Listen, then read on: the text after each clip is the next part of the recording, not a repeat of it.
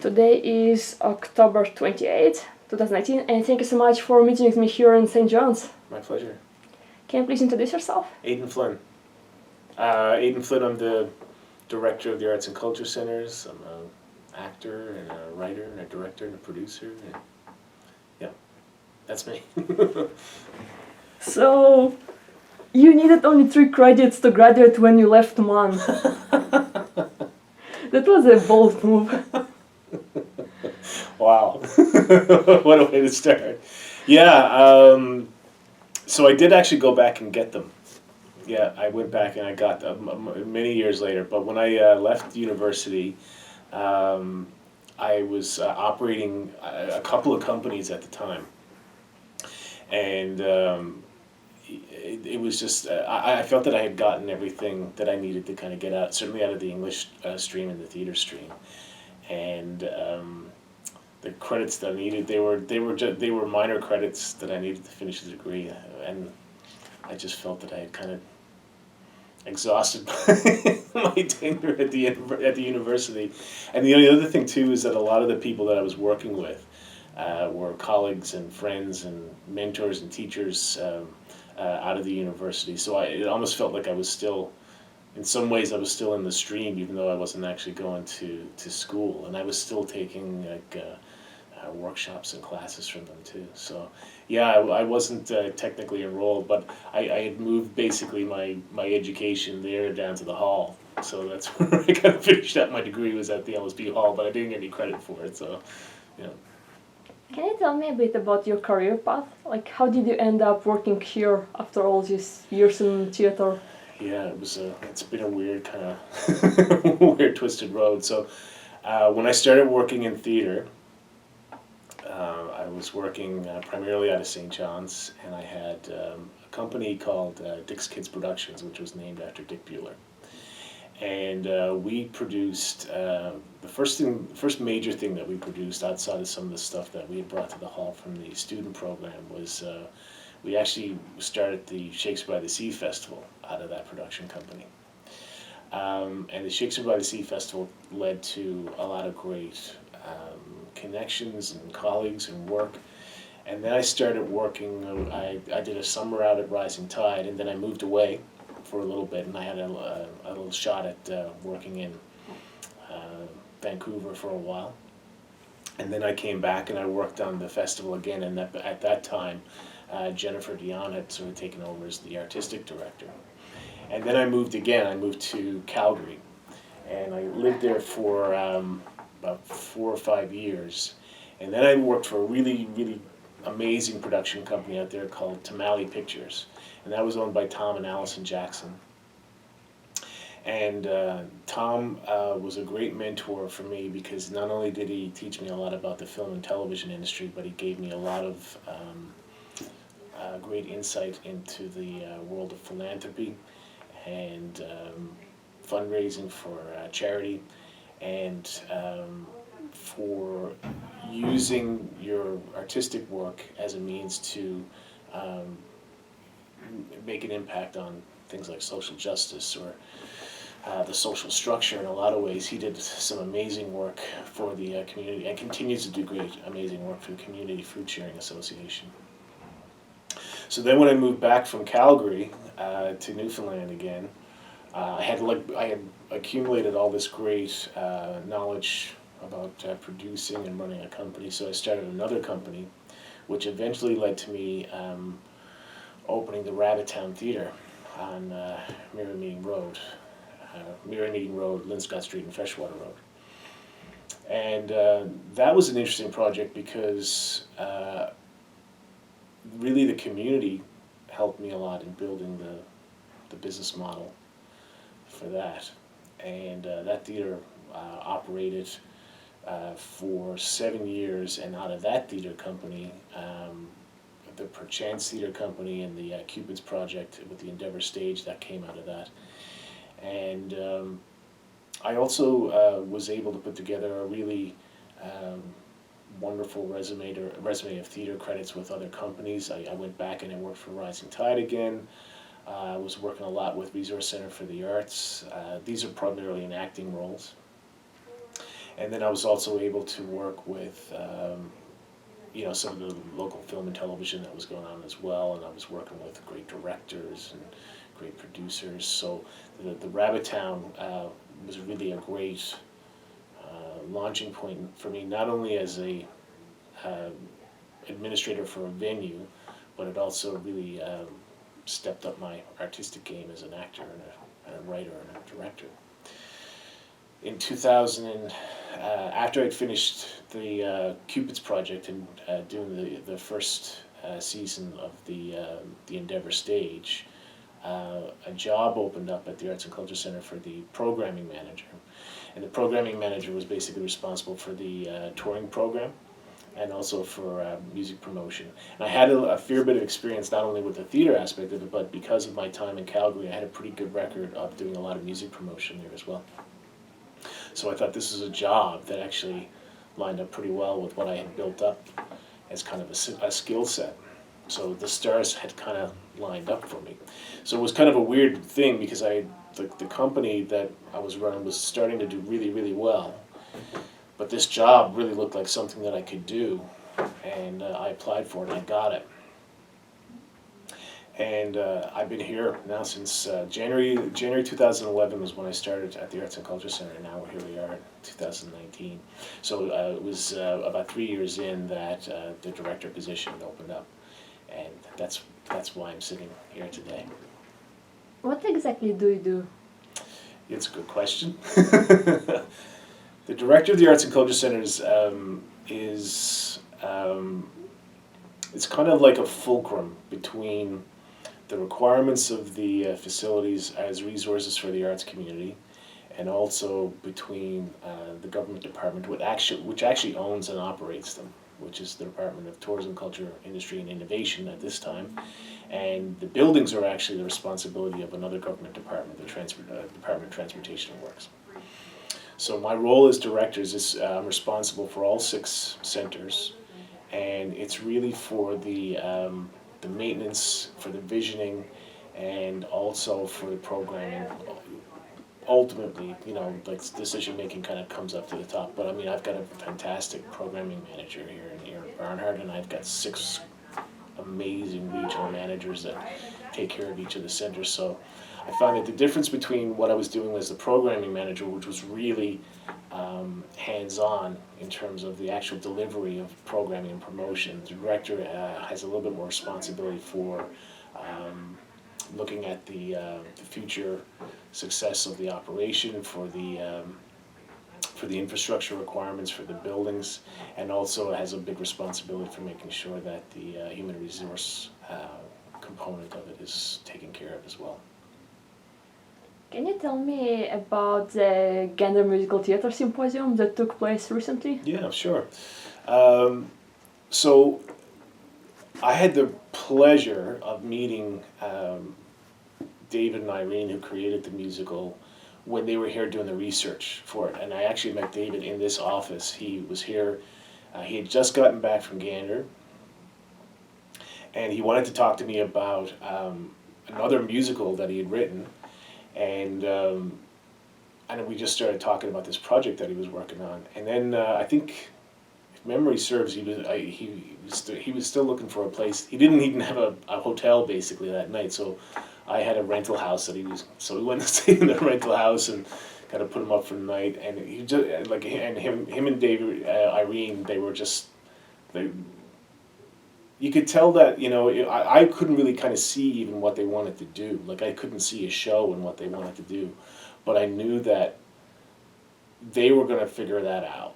You could really tell that something had happened for them story-wise, that even though I couldn't see it at the time, they could definitely see it.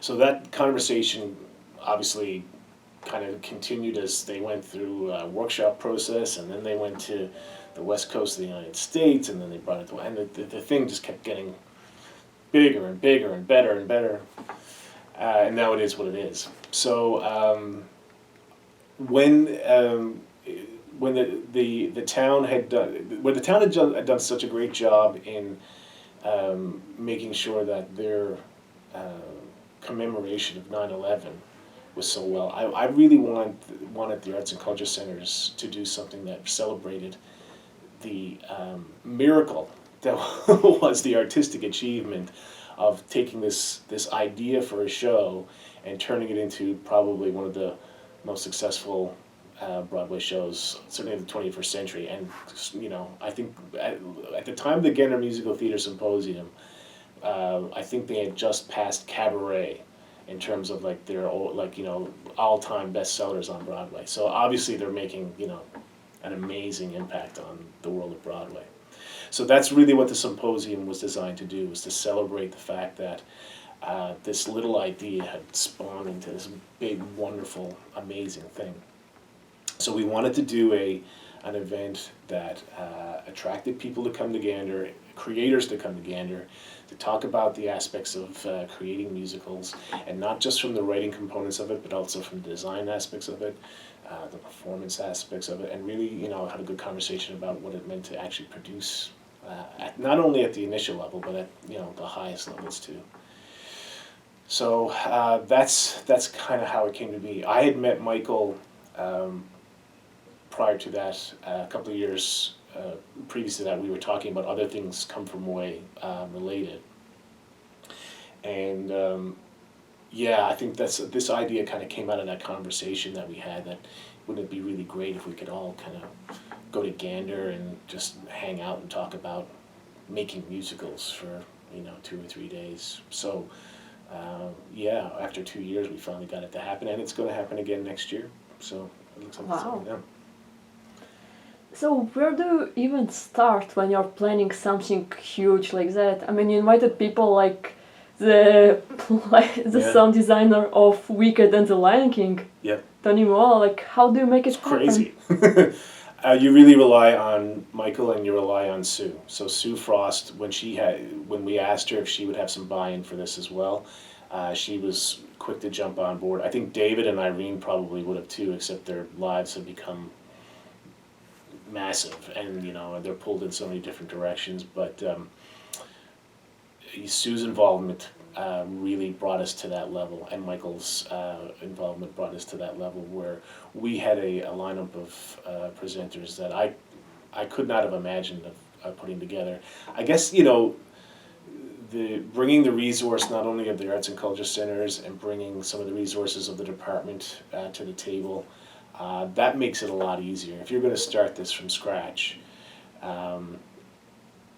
it would be a lot more difficult if it was just Aiden out in the wilderness with this idea, because I would have to marshal all this stuff together anyway. But because the department was so supportive of an idea like this happening, and we saw the benefit in doing it at the arts and culture centers, and Sheridan College was on board, and then as soon as we started telling people, quickly the university came on board, and Todd Hennessy, he was really interested in it. And we really only had to do a call out for initial expression of interest before we were oversubscribed, just in our, just sort of touching base with companies even in Newfoundland and Labrador. We didn't have an opportunity to really even go outside of the province because we had so much interest generated inside the province. In the first year, we wanted to keep it fairly manageable. So we had one hotel, and we had the venue, and we had 4 of it. So we didn't want to kind of bite off more than we could chew. So it happened inside of a few months. It's like, wow, we not only do we have enough people to pull this off, but we actually kind of have more people than we need some more resources to pull in. So I'm happy to see that that's how it went. So our planning now for next year is to see if we can come up with a stable of presenters that are equally good, but to see if we can get more sessions with them, because I think that was one of the things that when people walked away from the symposium was that was great, but I needed 3 more hours with that woman to talk to her about songwriting or stage management or playwriting, things like that. So that's what we're going to do next year, is to see if we can kind of get more time out of them. I know that some people cancel like last minute, right before they're supposed to present. So what do you do when it happens? That's one thing that 30 years of producing kind of teaches you that you gotta keep going. You gotta keep, you gotta keep rolling along. So if something like that happens, I mean, luckily, so that happened with Howell, that he wasn't able to make it last minute. So you know, he was able to send his assistant, which did, you know, was an amazing session. So you take advantage, you kind of roll with the fact that it's happened, but you take advantage of the opportunity that's presented there as well to sort of see how you're going to fill the hole. That's kind of just sort of a general rule of thumb. Yeah. When you arrange event like that, where do you start? From budget? Do you talk to other people? Like, what's the starting point if you would like to advise other people, maybe someone in another province, if they are willing to do something similar? Like, what would you advise them? For the symposium or just in general? Symposium in particular. Okay. Make sure that you have the right people at the table, that you have good partners at the table, because it's not something that you can organize. It would be very difficult to organize by yourself. The partners that we were able to bring to the table, not only did they help with the vision that we laid out, but they actually extended the vision of what we could potentially do too. So that's the other thing too, is that if you've got an initial thought about something, a project like that, you have to be open to the ideas that other people are going to bring to the table, because they will more than likely enhance, you know, the original thinking there too. In saying that, you can't compromise on what it is that you want to achieve either. Oftentimes, fiscal restraint or hiccups in your funding, or you know, budgets that just don't go the right way, they have a tendency to sideline projects or just kill them altogether.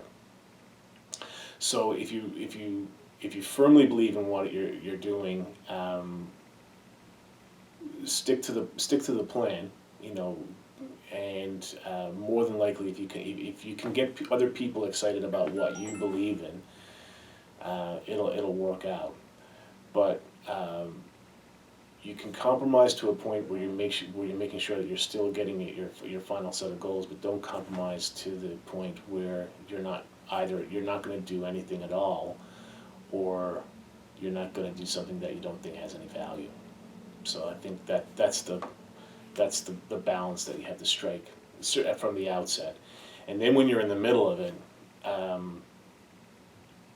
it's almost like there's a lot of excitement at the beginning of it, because you're conceptualizing and everything, but eventually it's all going to turn into a lot of work, and you can't let the the work kind of make you forget about what was exciting at the beginning of it.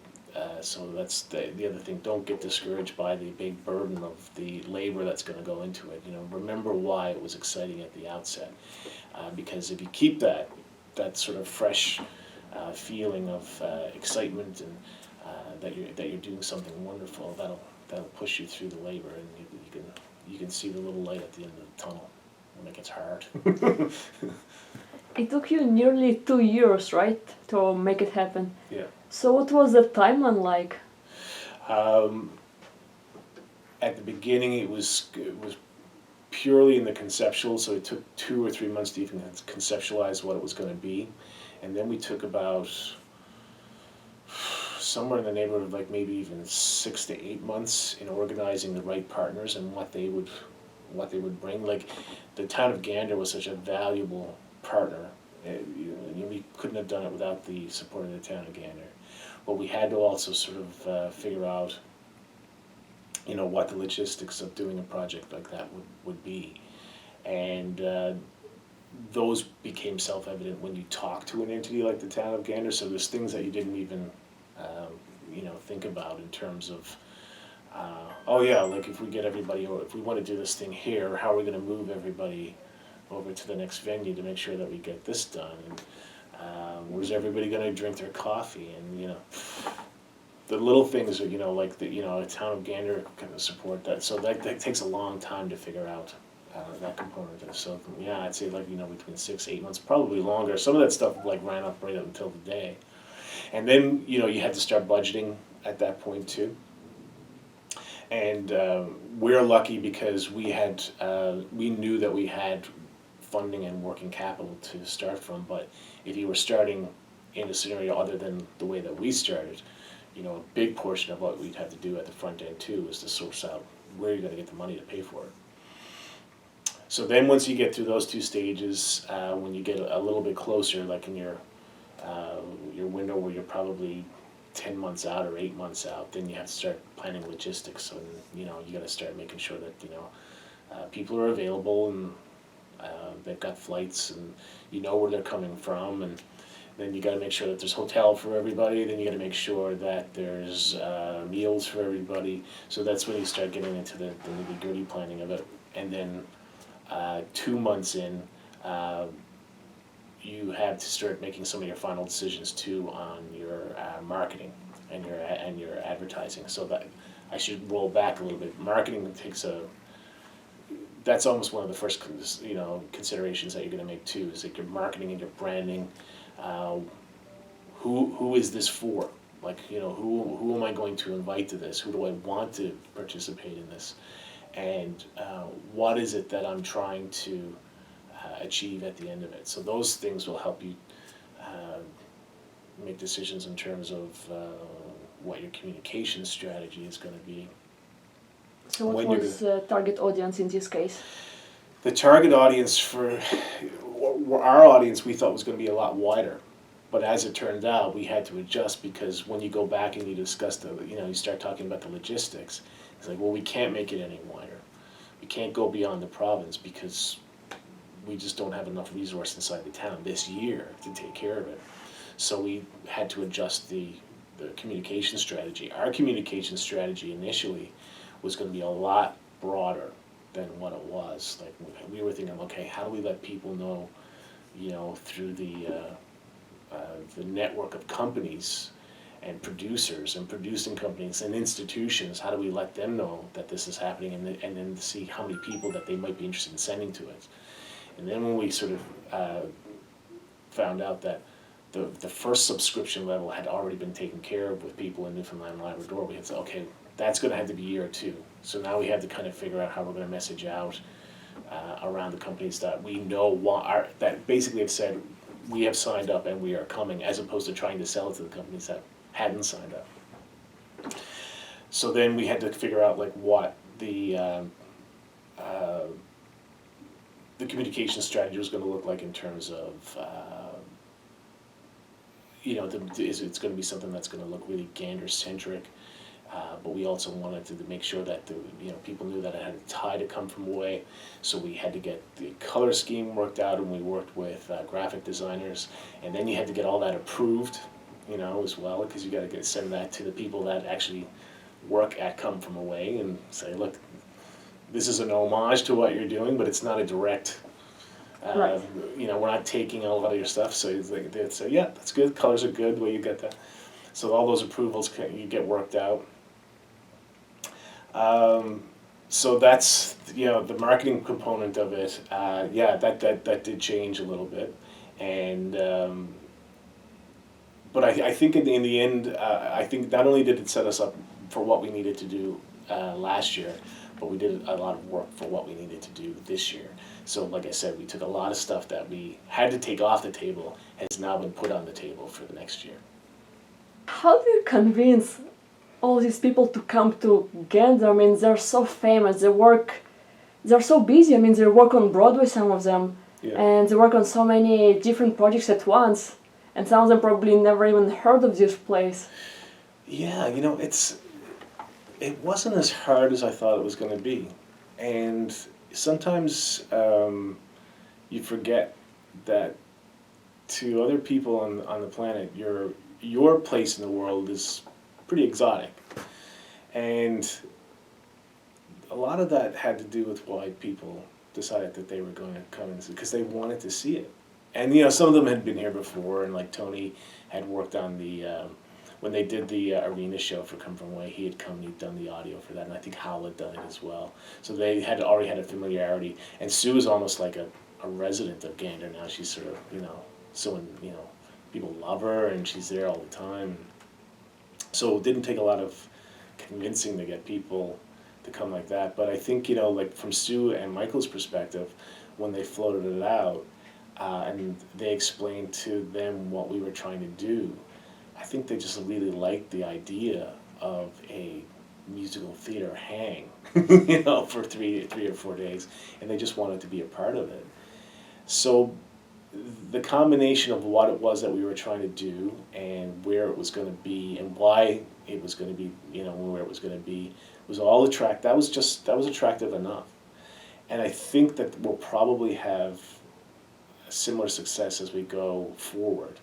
Is that now that the word is out a little bit, you know, even people have kind of contacted us. It's like I didn't know this was happening. How do we come next year? How do we get there? So I think you had to kind of trade on that a little bit. That, you know, people find that Newfoundland to be kind of a weird and wonderful place that they would never get to go to otherwise, unless they had a reason to kind of go there. And yeah, they take advantage of it with something like this. What was the biggest challenge? The biggest challenge was thinking up scenarios for a presentation that were going to work across a wide spectrum of participation. So you had people that were, in some of the sessions you had people that were really deeply rooted in their profession. You know, you had writers that, you know, in the writing session with, you know, you had...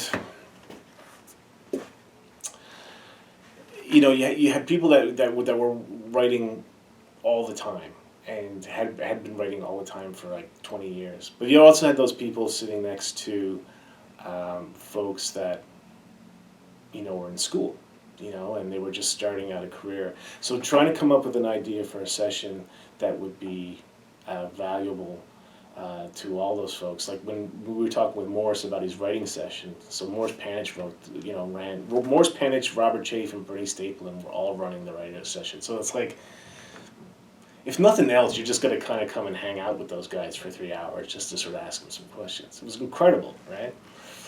But that was the one thing, that was a challenging thing about running the session, was to make sure that everybody got something out of it. But it's also the thing that informed us that next year it would be good for a chance for the really dug-in writer to be able to go and talk about their process where it is now, and let the emerging writer talk about their process, and the person who's never picked up the pen before to go and talk about starting a process too. So that was valuable, but there was a little bit of, there was always a concern that you'd have to kind of, you know, modify what the people that were doing the presentation, what they wanted to kind of get out of it, because you might be kind of leaping ahead, and then all of a sudden someone's like, I don't know what you're talking about. So you kind of had to kind of bring everybody along together. But it was really a wonderful, the way that they kind of approached the sessions. This is why they're so good. Like everybody that we kind of brought into it, is that they were able to make them applicable to whatever level of work.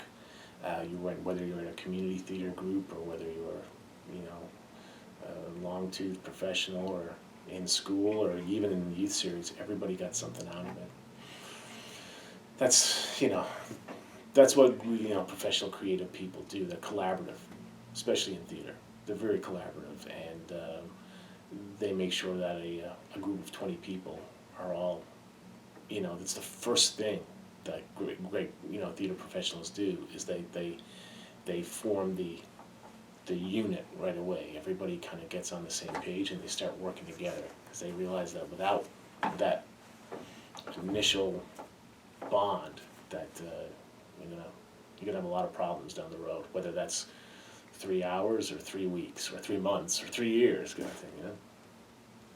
When you worked on the schedule of the symposium, how do you decide which panels will be simultaneously? Like, you know, there's so many panels happening at once and people must choose. They're like, okay, how can I make this choice? I want to see like both of these presenters.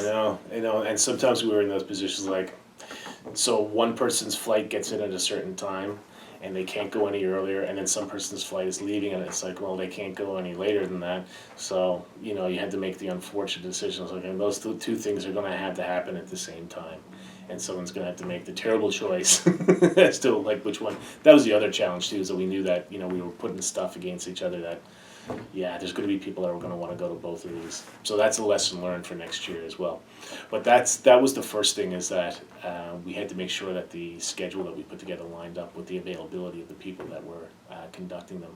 And then we also knew too that when we were putting those things together, is that there was going to be, that people would want to have a little bit of downtime, that they'd want to go and they'd want to be able to have sort of, you know, out of the room conversations as well, and they'd want to network in those ways, and they'd probably want to go and they'd want to walk around Gander, and they'd want to see some things and even get out of Gander if they could.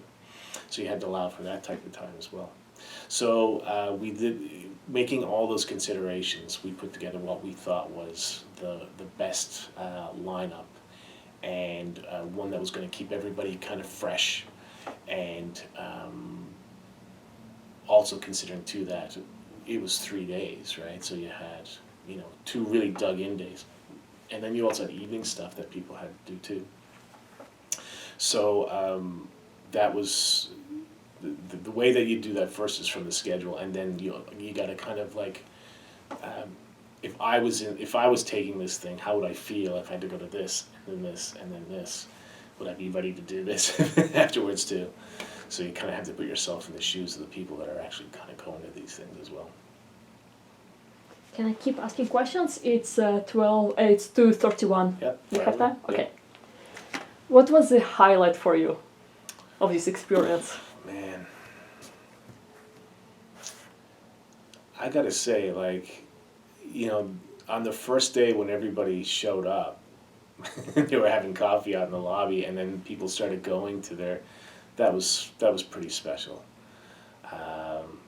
And the other special thing that happened was when we got to the end of the first day, and you just, you kind of like, you kind of hesitantly kind of go up to people that you know, and say, so how did it go? And when they kind of go, say, it was amazing.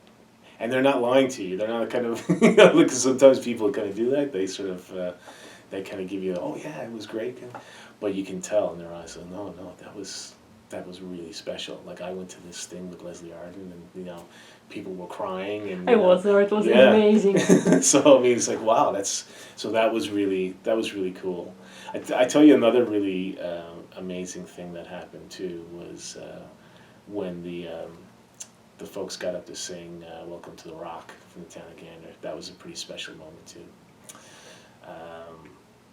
And you know, they were so nervous about it, and it was really lovely how sort of how nervous about it they were. And I said, I just knew, like, when they got up on the night that we were doing the rehearsals, like, you guys are going to be fine, and people are just going to love this.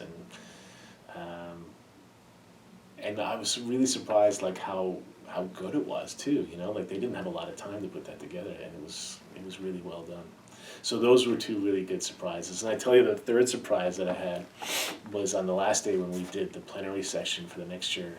We had a lot, you know, we had a good healthy room of people show up, and I thought that sometimes those sessions are sort of like, okay, tell me what was good and bad, and they're an opportunity for people to kind of really lean in about, you know, how their experience was not good at all.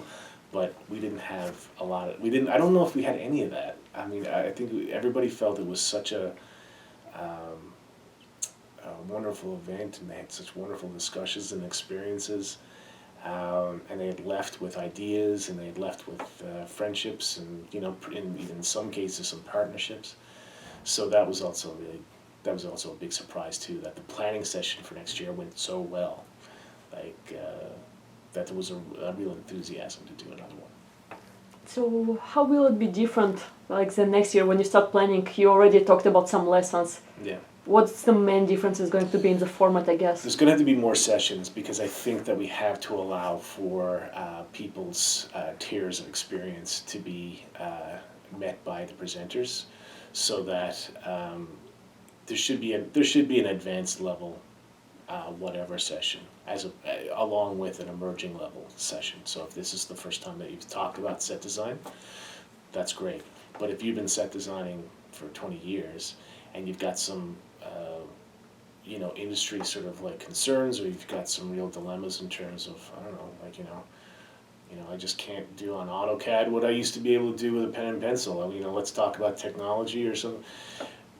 There should be a level of conversation that we can have with those folks as well. I think the other thing that we want to do too is I think that we want to expand the youth series to be inclusive of youth participants, across the province. There was a lot of interest outside of Gander when people finally found out, what was going on. People wanted to know how they were able to participate. So we might have to make. I think what we're thinking now is that the youth experience will be a little bit longer. Like we might engage potential participants in the youth program even after Christmas. That would culminate in some experience at the symposium. So it would be a really long process for them. And I think there's a real advantage. We've talked a little bit about this too. The post-secondary experience for folks seems to be really good too. And I think that if there's a section that's devoted to post-secondary interest and conversation, because not only can you have conversations with the students about their upcoming professional practice, but you can have some good conversations too with administrators for those programs and teachers and professors about what it is that those programs should be preparing those students to do, and which might not always be available to them, for everybody to have a chance to sit down in one room at one time and talk about their programs. So I think there's an opportunity there as well. Lastly, I think too, like we want to make sure that we keep attracting top level people, and I have a feeling that even some of the keynote stuff that we want to do, like those things will be really special. I think if we can kind of carry through on some of the things that we're envisioning, those will be special experiences for people that even outside of practitioners of musical theater, people who appreciate musical theater will want to come and sit in on those some of those keynote panels, because Michael is aiming pretty high when he's talking about the people that he wants to bring in, and I think that if he's able to get some of the people that he wants to get for those keynote panels, you're going to have just an onslaught of people that are going to want to be in the room when they happen. So. Oh, Michael keeps defying gravity. Yeah, well, that's why we keep him around, right?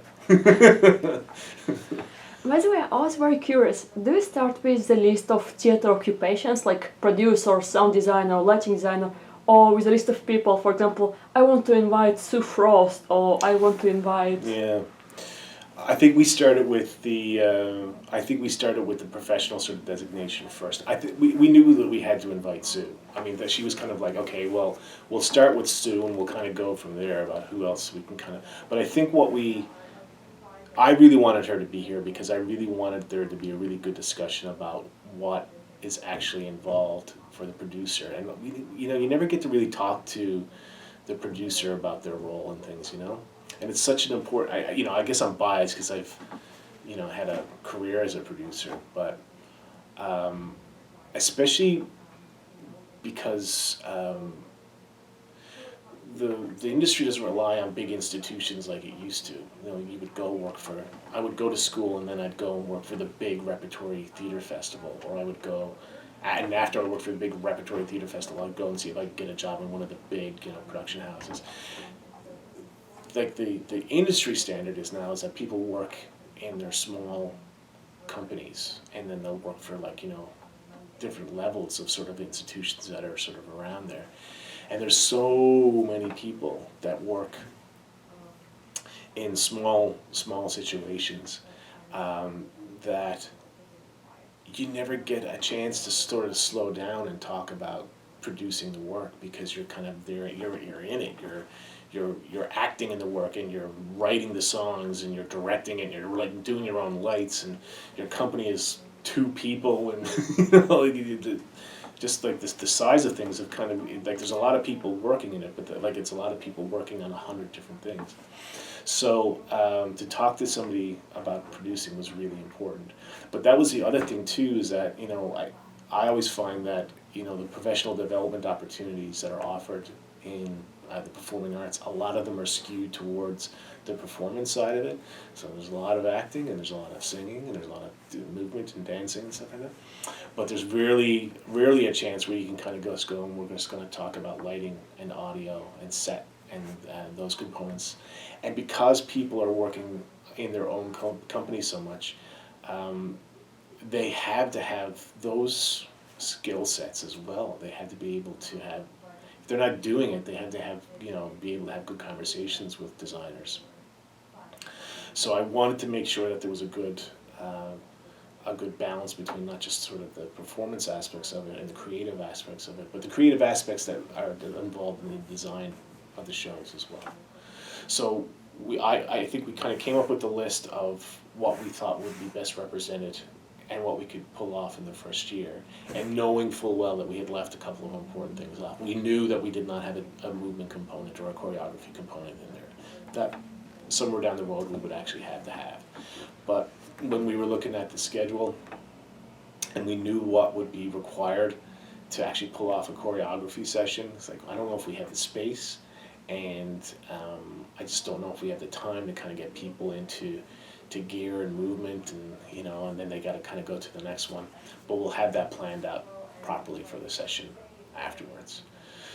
So yeah, we started with the topics of the sessions, and then we tried to populate. And then once we had the topics and we kind of floated them to Michael and Sue, it was kind of like, okay, well, you should get that person to do this, and you should get that person to do this, and I'll ask this person to do this, and I'm going to ask you to go ask them. And everybody kept saying yes. So it was not like we had to go back to the well, you know, 3 and 4 and 5 times like in these sessions. It's like it was almost, for the whole thing, it's like the first person that we thought would be the best person to do it, was the person that agreed to do it. It was incredible. I think we were lucky. I was curious about accessibility. Mm-hmm. Are you planning to sell tickets to the general public, like theater nerds who, you know, don't really work in the industry, are not students, but are really interested in attending the panels? Yeah. So we did that. We did offer up those tickets to, so on the first night, everybody, you could buy a ticket to the opening night concert. There were tickets available for the showcase night, and there was tickets available for the night at the airport as well, for the last panel night. So yeah, that was really important. Yeah, I think that you don't, like, that's kind of where we sort of see this going too, is that you don't have to be making this stuff either to kind of come out and have fun for the weekend. Like you said, if you're a theater nerd, this is going to be a good weekend to kind of come out and kind of just be around it too. So we had those 3 opportunities. I think we'll probably see if we can offer more, you know, especially like when you have like some really, you know, cool people kind of rolling around. Yeah, I mean, even if you had to sort of like offer out, like Tony is going to go to lunch now, and he's going to tell stories about Wicked for an hour. Like a lot of people just would have went to lunch with him, kind of thing, you know. So yeah, I think, you know, we had an initial offering of that, but yeah, I think we can afford to do a lot more. You know, when I was watching the Sheridan College CMTP, they're doing this online kind of stream. Yeah. I was wondering, like, are you planning to do it available online as well, like the live? Yeah, maybe. You know, there's some technical capacity in those buildings too that we would probably have to kind of overcome a little bit. But I think that once we establish the level, and once we get a couple more under our belt where we kind of know what the showcases kind of look like, the showcases will look a little different next year, I think, than what they looked like this year. And we were just really kind of testing the waters on that.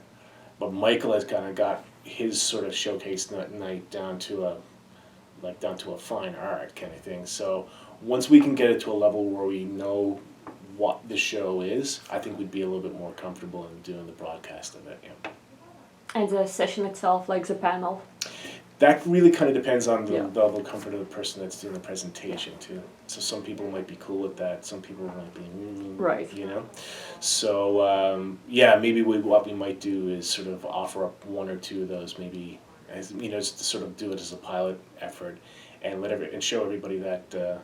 Well, hopefully show everybody that they'll work out fine, and then there might be some more openness to that. But if I was doing that, I'd be a little bit.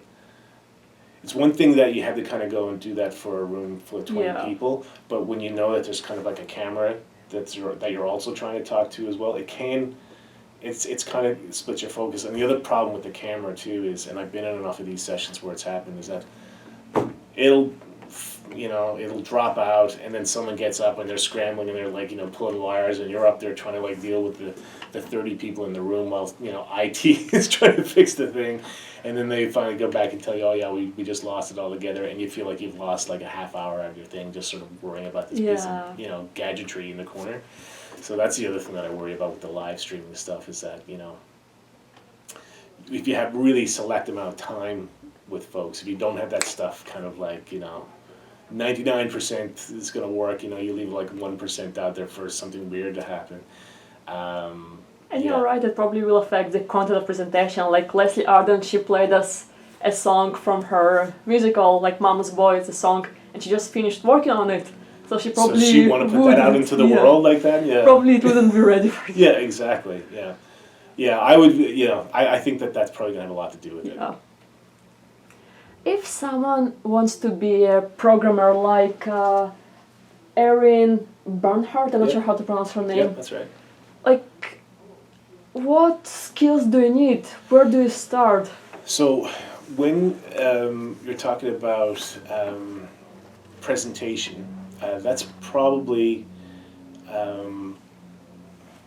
it's not it used to be the prime focus of what we used to do through the Arts and Culture Centers before I even got here.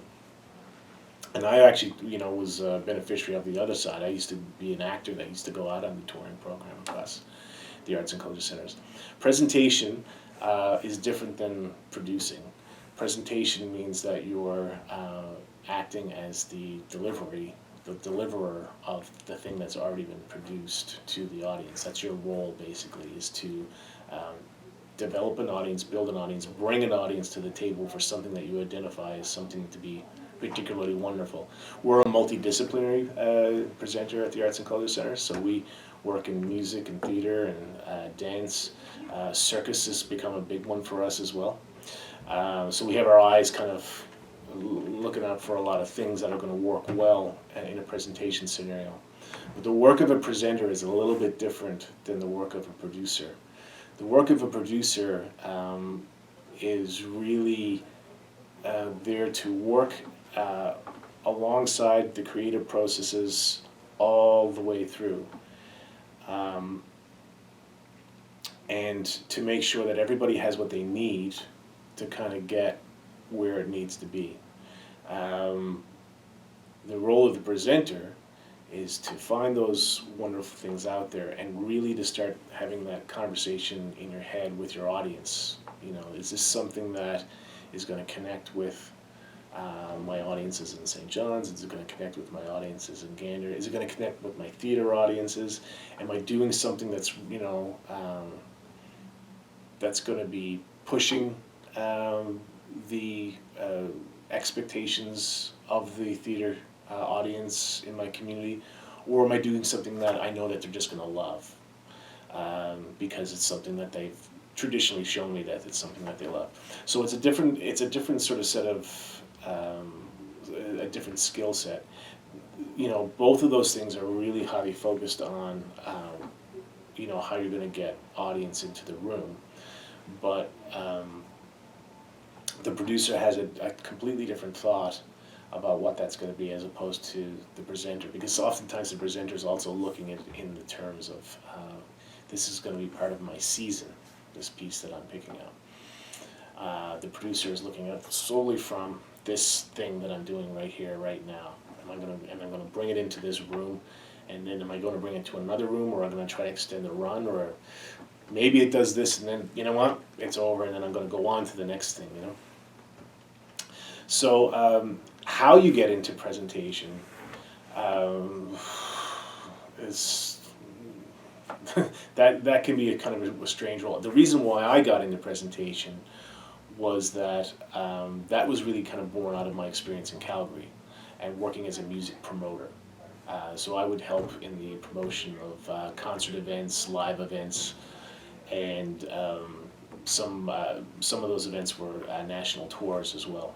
So I got a really good first-hand look at how to plan a tour and how to promote a show, and that gave me a good. That set the table enough so that I could go and have a good understanding of what it meant to be a presenter that's assigned to a venue like the Arts and Culture Center. So this venue has been around for 50 years. It's had a handful of presenters in its lifetime, like people that are responsible for the programming. And it's got an audience, some of the audience that we still see, they've been here since day one, going to things. But, you'll always see new people come in and they'll, when you're looking at new audience members because they've come in and they're looking up at the lights and they're looking around the building and they don't really know where everything is. So you have to, make sure that you have an experience there as a presenter that's welcoming not only to the people that you rely upon or you have relied upon as your core audience, but you also have to provide an open enough tent that new people can come in and also see the things that they want to see. You had to know when you had to, when to push up against your programming and when to kind of sort of settle in and say, okay, this is good enough. So, 1 second. I know that you and your father and Rabbiton partner won the Arts NL Patron of the Arts Award. I was wondering, what's your measure of success now?